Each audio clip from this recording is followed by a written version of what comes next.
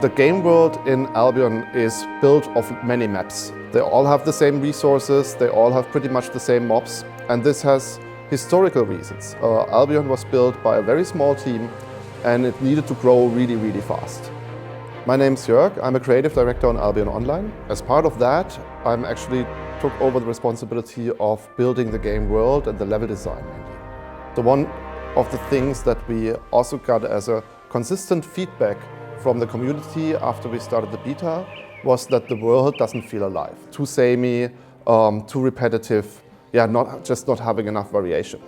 At the same time, because the beta was so successful, we saw, okay, obviously there are enough players that trust us to push this game forward, and maybe we should take a step back and maybe we should take the time to improve on this. We sat together, all designers, the game director, and our founders, and we thought, okay, how do we move on? Is the Albion, as we have it right now in the beta, really the game that we want to launch now? Our conclusion was, not quite yet. There are certain parts that we really want to improve, there are certain parts that we really want to work on, and the biggest part of that is the game world. We took a look at how the world actually works. Well, one of the things that really stands out is that you usually have different biomes, and they can be found in Albion, but they are all contained in one singular map. So basically, if you go in the next map, you have all these different areas again. And that's something we need to move away from if we want to create a believable world.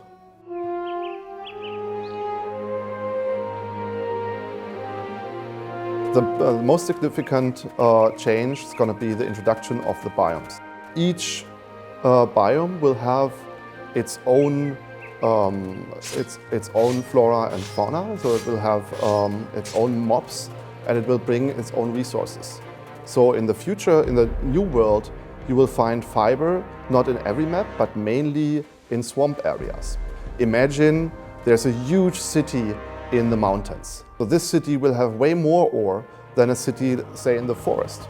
But both cities, the inhabitants, the players of both cities, need the resources of the other place. So we will encourage trading and bringing one resource to the other, from one marketplace to the other marketplace. It seems that Albion has two main groups of players. One is basically the kind of people that like to play in huge guilds and they like to dominate an area. They like to fight for territories. They fight other guilds, they fight for power all the time. But there are other players that actually want to roleplay. They want to become a gatherer or they want to become a merchant. And while they like some PvP, they don't want to be ganged by and circled by massive guilds all the time.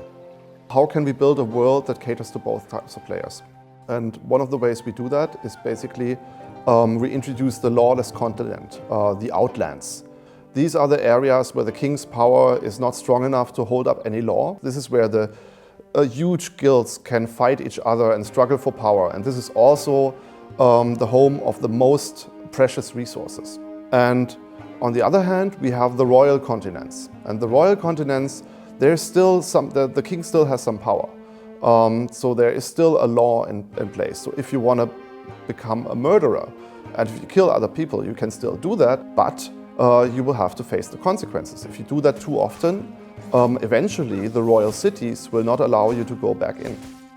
I will introduce the reputation system, which will come with the next beta phase. And in order for this to work, we actually need to rebuild the world and separate it in these areas.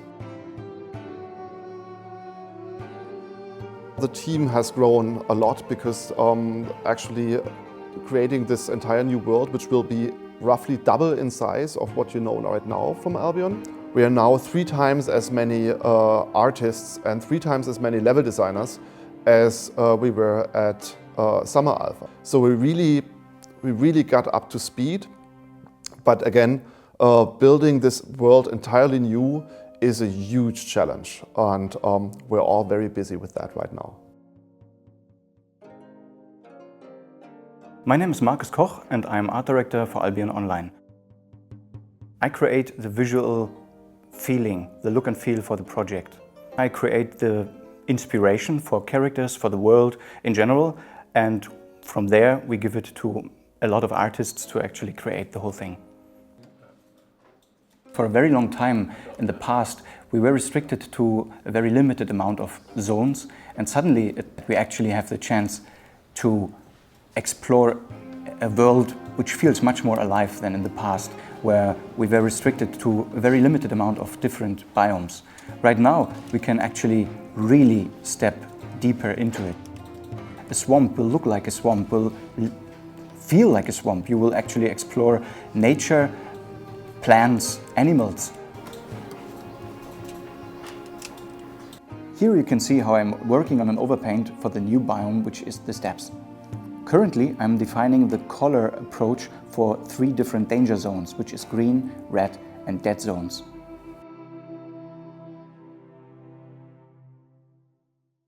My name is Max and I'm a level designer at Albion Online. I increased world size for us.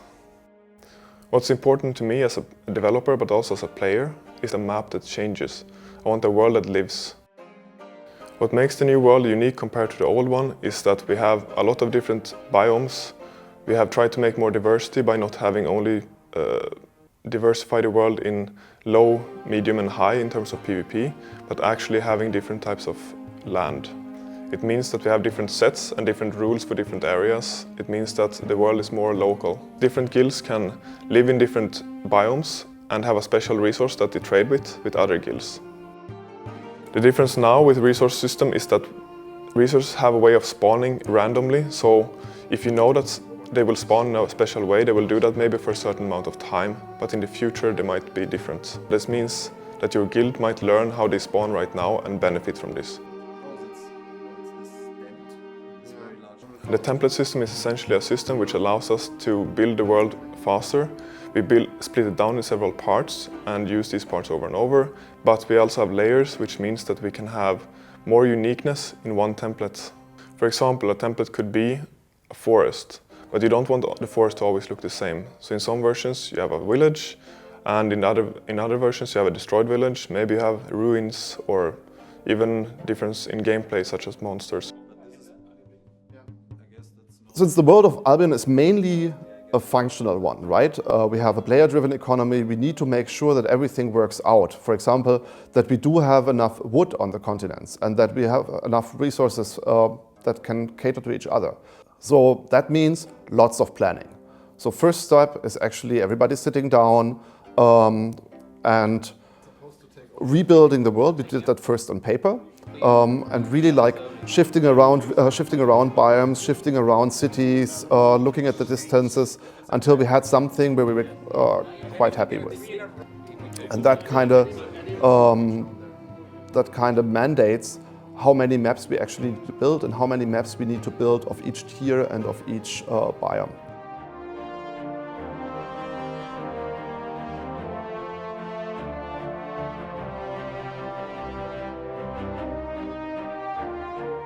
The new world of Albion Online will be awesome because it will be so much more to explore than in the past. One of the things that we want to achieve with the new world is that it actually matters where in the game world I am. It's a very cool thing to build a world. It's something that most people don't get to do. We are going really wide and exploring the world for different places, and you will actually really feel like a pioneer in a new world.